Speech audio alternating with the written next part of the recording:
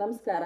ಇವತ್ತು ಆಕಾಶಿಕ್ records reading ಬಗ್ಗೆ ಸ್ವಲ್ಪ ತಿಳ್ಕೊಳ್ಳೋಣ. ಏನಿದು ಆಕಾಶಿಕ್ ರೆಕಾರ್ಡ್ಸ್ ಅಂತ ನೀವು ಯೋಚನೆ ಮಾಡ್ತಾ ಇದ್ರೆ, ನಮ್ಮ ಆತ್ಮ ಏನು ಎಷ್ಟು ಜನ್ಮ ತಾಳ್ಕೊಂಡು ಇಲ್ಲಿ ತನಕ ಬಂದಿರುತ್ತೆ ಅದರದ್ದು ರೆಕಾರ್ಡ್ಸ್ ಎಲ್ಲ ಅಲ್ಲಿ ಆಕಾಶದಲ್ಲಿ ರೆಕಾರ್ಡ್ ಆಗಿರುತ್ತೆ. ಇದಕ್ಕೆ ನಾವು ಸೋಲ್ ಲೈಬ್ರರಿ ಅಂತ ಕರಿತೀವಿ. ತುಂಬಾ ಪ್ರಾಚೀನವಾದಂತಹ ಇತಿಹಾಸ ಇದೆ ಆಕಾಶಿಕ್ ರೆಕಾರ್ಡಿಗೆ. ಇದು ಮೂಲತಃ ಫಾರಿನ್ ಕಂಟ್ರಿಯಿಂದ ಇಂಡಿಯಾಗೆ ಬಂದಿದ್ದು ಅಂತ ಕೂಡ ಹೇಳ್ತಾರೆ.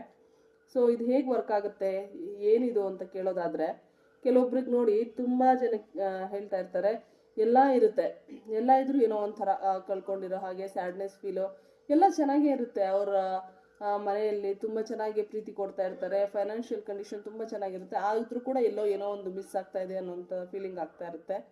ಕೆಲವೊಬ್ಬರಿಗೆ ಸಡನ್ ಆಗಿ ಕೋಪ ಬರುವಂಥದ್ದಿರ್ಬೋದು. ಇನ್ನು ಕೆಲವೊಂದು ವಿಚಾರಗಳಿಗೆ ಕಾರಣವೇ ಇಲ್ಲದೆ ಕೆಲವರು ತುಂಬಾನೇ ಆಳ್ತಾ ಇರ್ತಾರೆ, ಕೆಲವ್ರಿಗೆ ತುಂಬಾ ದುಃಖಿತರಾಗಿರ್ತಾರೆ, ಅದಕ್ಕೆ ಅವ್ರ ರೀಸನ್ ಗೊತ್ತೇ ಇರಲ್ಲ. ಸಮ್ಟೈಮ್ಸ್ ನಾವು ಮೂಡ್ ಸ್ವಿಂಗ್ಸ್ ಅಂತಲೂ ಹೇಳ್ತೀವಿ. ಇನ್ನು ಸಮ್ಟೈಮ್ಸು ಕೆಲವೊಂದೆಲ್ಲ ಪಾಸ್ಟ್ ಲೈಫಿಂದ ಕೂಡ ಕ್ಯಾರಿ ಆಗಿರುತ್ತೆ. ಸೊ ಏನಾಗಿರಬಹುದು ಪಾಸ್ಟ್ ಲೈಫಲ್ಲಿ ಅಂತ ಹೇಳಿದ್ರೆ, ಇವಾಗ ಈ ಲೈಫಲ್ಲಿ ನೋಡಿ ಕೆಲವೊಬ್ಬರು ನಾನ್ ವೆಜಿಟೇರಿಯನ್ ಮನೇಲಿ ಹುಟ್ಟಿದ್ರು ಕೂಡ ಅವ್ರಿಗೆ ನಾನ್ ವೆಜ್ ಇಷ್ಟ ಇರಲ್ಲ.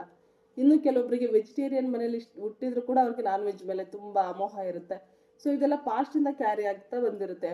ಮತ್ತೆ ಕೆಲವೊಂದಷ್ಟು ವಿಚಾರಗಳು ಈ ಜನ್ಮದಲ್ಲಿ ಏನು ನಡೀತಾ ಇರುತ್ತೆ ಅದಕ್ಕೆಲ್ಲ ಪಾಸ್ಟ್ ಕೂಡ ಒಂದು ರೀಸನ್ ಆಗಿರುತ್ತೆ.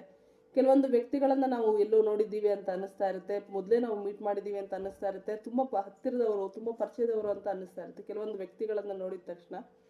ಮತ್ತೆ ಇನ್ನು ಕೆಲವೊಂದು ಹೇಳ್ಬೇಕಂತ ಹೇಳಿದ್ರೆ, ಅತಿಯಾದಂಥ ಆಲೋಚನೆಗಳಿರುತ್ತೆ ತುಂಬ ಜನಕ್ಕೆ.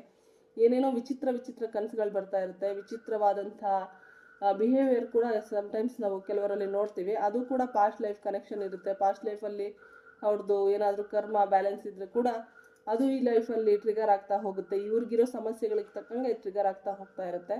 ಸೊ ನೀವು ಹೋಗಿ ಪಾಸ್ಟ್ ಲೈಫಲ್ಲಿ ಏನಾಗಿದೆ ಅಂತ ನೋಡಿ ಅಲ್ಲಿ ಸರಿ ಮಾಡ್ಕೊಳ್ಳೋದ್ರಿಂದ ಈ ಲೈಫಲ್ಲಿ ಇರುವಂತಹ ಫೈನಾನ್ಷಿಯಲ್ ಕಂಡೀಷನ್ ಇರಬಹುದು, ರಿಲೇಷನ್ಶಿಪ್ ಇಶ್ಯೂ ಇರ್ಬೋದು, ಅಥವಾ ಹೆಲ್ತ್ ಇಶ್ಯೂ ಇರ್ಬೋದು, ಈ ಥರದಕ್ಕೆಲ್ಲ ನಾವೊಂದು ಸೊಲ್ಯೂಷನ್ ಹುಡ್ಕೋತಾ ಹೋಗ್ಬೋದು. ಹೀಗೆ ಆಕಾಶಿಕ್ ರೆಕಾರ್ಡ್ಸ್ ರೀಡಿಂಗ್ ವರ್ಕ್ ಆಗುತ್ತೆ. ಸೊ ನಿಮ್ಗೆ ಯಾರಿಗಾದರೂ ಆಸಕ್ತಿ ಇದ್ದರೆ ಖಂಡಿತ DM ಮಾಡಿ, ನೀವು ಒಂದು ಸೆಷನ್ ತಗೊಂಡು ನೀವು ಈ ಆಕಾಶಿಕ್ ರೆಕಾರ್ಡ್ಸ್ನ ಅನುಭವನ ಪಡ್ಕೋಬಹುದು.